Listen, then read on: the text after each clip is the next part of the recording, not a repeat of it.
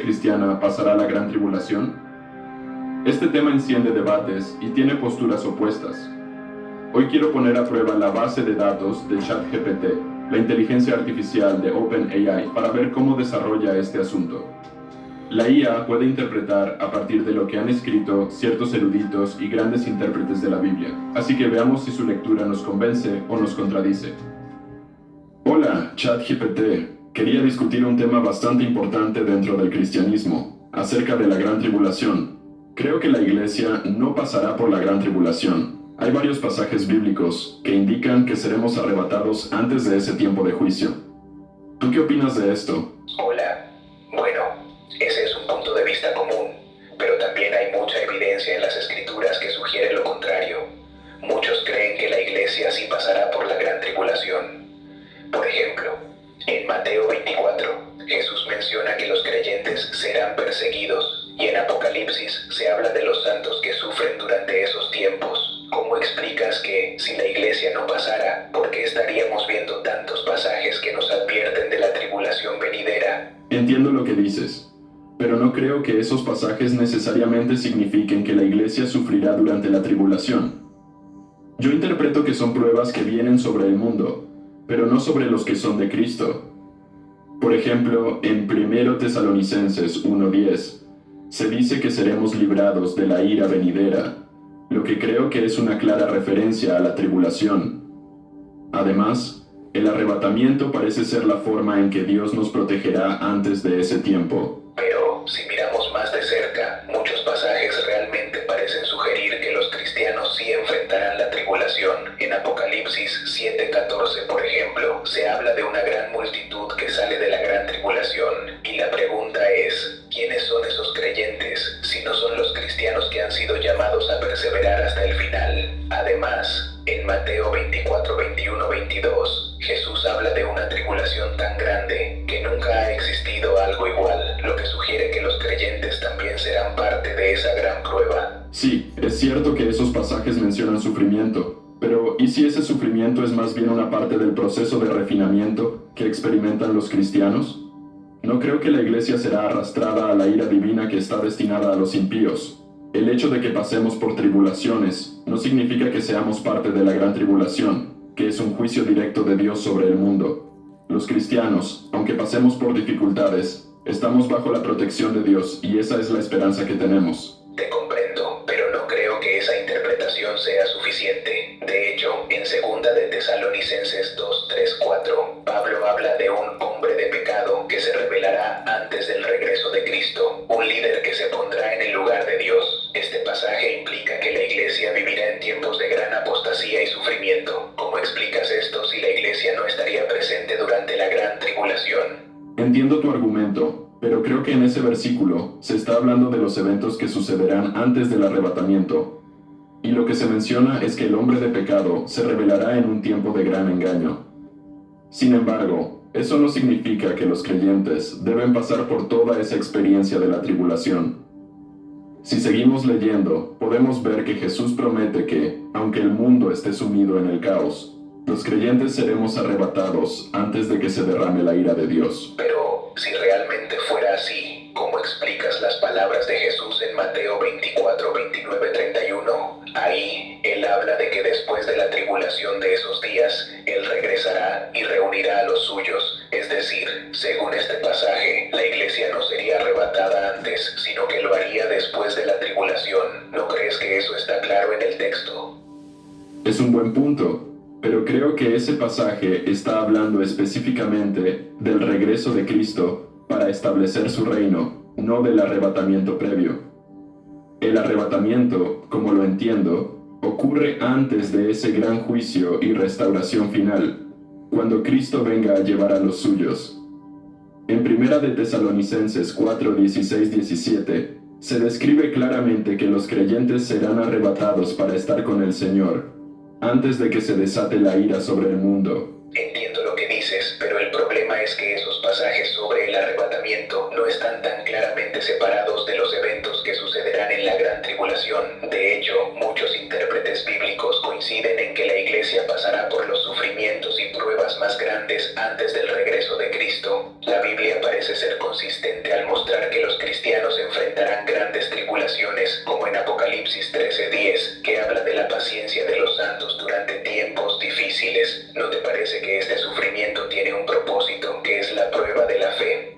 Creo que el sufrimiento tiene un propósito, pero mi interpretación es que, aunque seremos probados y tal vez perseguidos, no estaremos bajo la ira divina que se derramará sobre el mundo.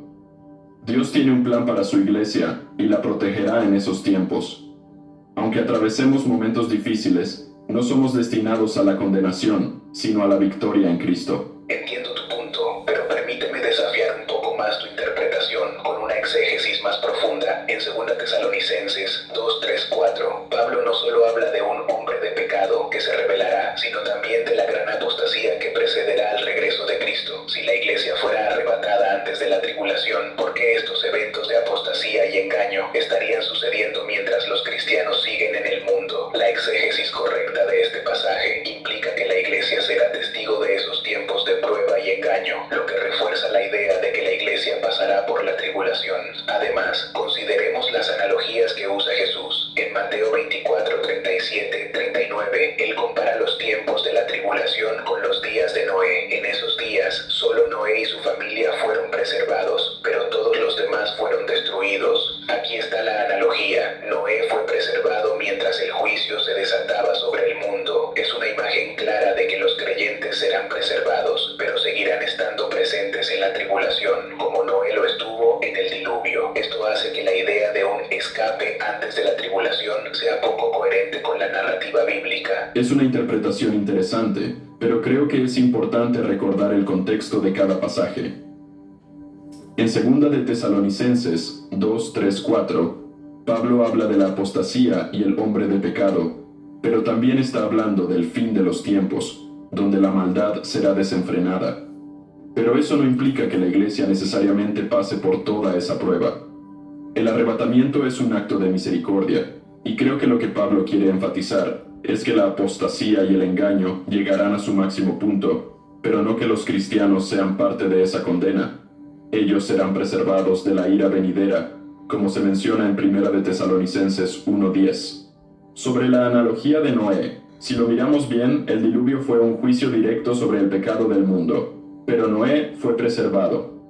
De igual manera, creo que los cristianos serán preservados, pero no necesariamente tendrán que experimentar el juicio final de la tribulación. El juicio de Dios sobre el mundo no es lo mismo que la prueba que enfrentamos como creyentes, que más bien es para nuestra purificación y crecimiento en la fe. Es cierto que el juicio del diluvio fue una señal de la ira de Dios, pero lo interesante de esa analogía es que Noé no fue arrebatado antes del diluvio. Él permaneció en medio del juicio. La preservación de Noé no significó su escape de la experiencia del juicio, sino que fue una preservación durante el juicio. Es importante entender que la analogía de Noé no solo señala la preservación, sino que también subraya la continuidad. Noé vivió el juicio, pero Dios lo protegió de su destrucción. Esto refleja perfectamente la experiencia de la iglesia durante la gran tribulación. No seremos arrebatados antes, sino que seremos preservados en medio del sufrimiento. Ahora, si miramos a Apocalipsis 13:7, se dice que se le dio poder para hacer guerra contra los santos y vencerlos. Aquí es muy claro que los creyentes, la iglesia, enfrentarán persecución durante la tribulación. No estamos hablando de una iglesia que es arrebatada antes de la prueba, sino de una iglesia que debe resistir la guerra espiritual y la persecución directa del anticristo. Incluso en Apocalipsis 6:9-11, donde vemos a los mártires debajo del altar clamando por justicia, vemos que la iglesia no es librada de la persecución. Ellos sufren, pero son testigos de los eventos de la tribulación y sus oraciones serán escuchadas, lo que sugiere que el sufrimiento de la iglesia es parte del plan divino para el testimonio final del mundo. Tienes razón en que la analogía de Noé muestra que el juicio vino mientras él estaba presente, pero sigo creyendo que la analogía no necesariamente implica que la iglesia pasará por la tribulación. La clave está en entender que la preservación de Noé fue por un tiempo determinado, y al final Dios lo sacó del juicio. Esto podría ser similar a lo que va a suceder con la iglesia. Seremos preservados hasta el momento en que el juicio final se desate sobre los impíos. Sobre Apocalipsis 13:7, es cierto que los santos enfrentan persecución, pero eso no significa que todos los creyentes de todas las épocas tendrán que vivir la tribulación. Creo que esos pasajes se refieren a una persecución específica durante la tribulación, no a la experiencia global de la iglesia. En otras palabras, algunos cristianos podrán vivir durante ese tiempo, pero eso no significa que la iglesia, como cuerpo global, necesariamente pasará por esa misma prueba de manera universal. Es un punto válido, pero aún veo que estás forzando una separación entre lo que realmente se dice y lo que crees que debería ser. Los mártires, la persecución y la guerra contra los santos no son eventos aislados o limitados a una época, sino que se presentan como parte integral de la tribulación. El sufrimiento no es solo un tiempo específico, sino una constante para aquellos que siguen a Cristo en esos días. Como dijimos antes, Apocalipsis 7:14 muestra a los santos saliendo de la gran tribulación. Esto sugiere que la iglesia será testigo y parte de esa prueba. Además, la gran caída de Babilonia en Apocalipsis 18 es otro ejemplo. Las naciones y los reyes de la tierra lamentan la caída de Babilonia, pero la iglesia no solo observa, sino que es parte del juicio y la restauración final. Esta implicación de que los cristianos están presentes durante esos eventos refuerza aún más la idea de que la iglesia no será arrebatada antes, sino que pasará por ese tiempo de prueba. Lo que veo es que, aunque tu interpretación tiene buena intención, las escrituras realmente sugieren que la iglesia enfrentará este tiempo de juicio. La preservación de Dios será en medio del juicio, no antes de él. Es interesante lo que mencionas, pero creo que estás pasando por alto algunos detalles importantes. Si la iglesia realmente va a pasar por la tribulación, entonces ¿por qué en 1 de Tesalonicenses 5:9 se nos dice claramente que no estamos destinados a la ira? Esto parece estar hablando de la ira de Dios, que es lo que se derramará durante la tribulación. ¿Cómo puedes reconciliar eso con la idea de que la iglesia estará presente durante todo el juicio? Además, si realmente vamos a pasar por esos tiempos de sufrimiento y juicio, ¿por qué Jesús nos dijo en Juan 14:2-3 que iba a preparar un lugar para nosotros y que vendría para llevarnos? No parece haber un contexto claro en las Escrituras que apoye la idea de que la iglesia será purificada a través del sufrimiento de la tribulación. Si lo miramos de forma lógica, la iglesia ya está siendo purificada a través de la obra del Espíritu Santo. ¿No es esto un indicio de que, en vez de pasar por la tribulación, seremos arrebatados antes de que llegue ese juicio final? Lo que mencionas de 1 de Tesalonicenses 5:9 es un buen punto, pero muchos teólogos sostienen que este versículo no se refiere a la tribulación de manera explícita, sino más bien a la ira de Dios que se desatará sobre los impíos en el juicio final. Eruditos como John Walvoord, un experto en escatología, argumentan que la iglesia sí puede ser testigo de la tribulación, pero será librada de la ira de Dios en el momento del juicio final, es decir, el juicio de los impíos, que es cuando se derrama la ira de Dios. Además, sobre Juan 14:2-3, no necesariamente contradice la idea de que la iglesia pasará por la tribulación. Es cierto que Jesús promete llevarnos a un lugar preparado, pero la interpretación tradicional de este pasaje se refiere a la restauración final y el regreso de Cristo. Los eruditos como David Jeremiah han argumentado que este lugar preparado podría referirse tanto a la protección de los cristianos durante el tiempo de la tribulación como al futuro reino de Dios, donde seremos finalmente reunidos con Él. Por lo tanto, esa promesa de venir a nosotros no necesariamente implica un escape antes del juicio, sino una victoria final. Bueno, pero eso es exactamente lo que estoy cuestionando, el uso de interpretaciones que parecen forzar ciertos pasajes para que encajen en una narrativa específica. No podemos seguir ajustando las escrituras para que encajen con nuestras perspectivas. Si realmente seguimos la línea lógica y el contexto general de las escrituras, la promesa de que no estamos destinados a la ira de Dios se aplica a la tribulación, no solo al juicio final. Esto lo reafirma el hecho de que la iglesia, en su totalidad, es llamada a ser apartada de la ira venidera. Además, la pureza de la iglesia no se alcanza a través de sufrimiento en los últimos días, sino por medio de la santificación que ya tiene lugar a través de la obra de Cristo y del Espíritu Santo. Sobre lo que dices de los teólogos y eruditos, en realidad muchos también están divididos en sus interpretaciones. Algunos, como Thomas Seiss, sostienen que la iglesia no experimentará la tribulación porque las promesas de preservación son claras. Es decir, Los teólogos pretribulacionistas, que incluyen figuras prominentes como Charles Brewery, argumentan que la iglesia será arrebatada antes de los juicios de la tribulación, porque el carácter de la iglesia como esposa de Cristo no está destinada a experimentar el castigo de esa época. Bueno, puedo entender tu punto, pero las interpretaciones pretribulacionistas no siempre son convincentes, sobre todo porque muchas de las citas que mencionas son de eruditos que pertenecen a una corriente teológica específica. Los teólogos que apoyan la idea de que la iglesia pasará por la tribulación incluyen figuras como N.T. Wright, quien argumenta que la iglesia está destinada a vivir en tiempos de prueba. Además, eruditos como Leon Morris sostienen que las promesas de protección no significan un escape físico, sino una protección espiritual en medio del sufrimiento. Por ejemplo, en Apocalipsis 7:14, la gran multitud que sale de la gran tribulación no sugiere un arrebatamiento previo, sino que muestra a los creyentes que han sido fieles a pesar de la persecución y el sufrimiento. Este es un ejemplo claro de que los creyentes de todos los tiempos están llamados a perseverar y dar testimonio durante la tribulación, lo cual es un acto de valentía y fe, no una liberación antes de que llegue el juicio. Además, citar a los teólogos que defienden la postura pretribulacionista no elimina el hecho de que muchos otros estudiosos y eruditos se basan en exégesis más amplia y concluyen que la iglesia vivirá la tribulación. A lo largo de la historia, el sufrimiento y la prueba no han sido ajenos a los cristianos. Al contrario, ha sido la constante en la experiencia de la iglesia. Lo que estás planteando sigue siendo una interpretación en la que se ajustan las escrituras para encajar una narrativa.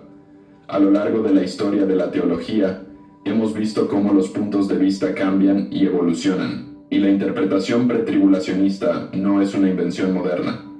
Se basa en un enfoque integral de la Biblia que ve la protección de Dios como algo físico y espiritual, no algo que implique permanecer en medio de la ira de la tribulación. Lo que mencionas de N.T. Wright y otros eruditos es una visión válida, pero también es una perspectiva que se puede cuestionar con la misma profundidad y análisis. Pero esa es la falacia. Estás cayendo en el error de generalizar que toda interpretación que no coincida con la tuya es incorrecta. Los eruditos pretribulacionistas también tienen sus limitaciones. Las escrituras deben interpretarse de acuerdo con su contexto original y con la total coherencia entre todos los pasajes. Cuando se habla de la ira de Dios, en muchos pasajes no se está hablando solo de la tribulación, sino de la ira que se derrama sobre el mundo entero, incluyendo la iglesia, que deberá estar presente para ser un testigo de ese juicio final. Mira, he escuchado tus puntos, pero lo que no puedo ignorar es que la interpretación que defiendes sigue forzando la narrativa. No puedes simplemente tomar pasajes aislados y hacer que encajen en un esquema que, al final, no se ajusta al contexto global de la Biblia. Si seguimos en este camino, corremos el riesgo de malinterpretar las Escrituras y, más grave aún, distorsionar el mensaje claro que Jesús y los apóstoles nos dejaron. La iglesia no está destinada a la ira de Dios. No importa cuántos eruditos citemos, la Biblia se interpreta a sí misma, y la protección de la iglesia durante la tribulación no es un tal vez. Es una promesa que se repite a lo largo de las Escrituras. Tienes razón en algo. La interpretación de las escrituras nunca es simple y hay muchos matices que considerar. Sin embargo, el problema es que caemos en el error de tratar de ajustar el texto para que se acomode a nuestra propia visión, en lugar de simplemente dejar que la escritura hable por sí misma. Los pasajes que sugieren que la iglesia pasará por la tribulación están en el centro de la narrativa bíblica, y cuando nos aferramos a una interpretación pretribulacionista sin considerar la totalidad del contexto, estamos de alguna manera ignorando lo que realmente la Biblia está diciendo sobre el sufrimiento y la perseverancia de los santos. A veces, la verdad es más incómoda de lo que nos gustaría aceptar. ¿Sabes qué? Creo que es ahí donde nos diferenciamos. Yo no estoy buscando una interpretación cómoda, ni una que se ajuste a mis deseos. Lo que estoy defendiendo es la claridad del mensaje. Los cristianos no estamos llamados a pasar por la ira de Dios, y si bien la persecución es una realidad que enfrentamos, la tribulación es una cosa muy distinta. Es el juicio de Dios sobre un mundo rebelde, no algo destinado a su iglesia. Podemos seguir citando a eruditos y teólogos, pero al final, las escrituras son claras y coherentes en su mensaje.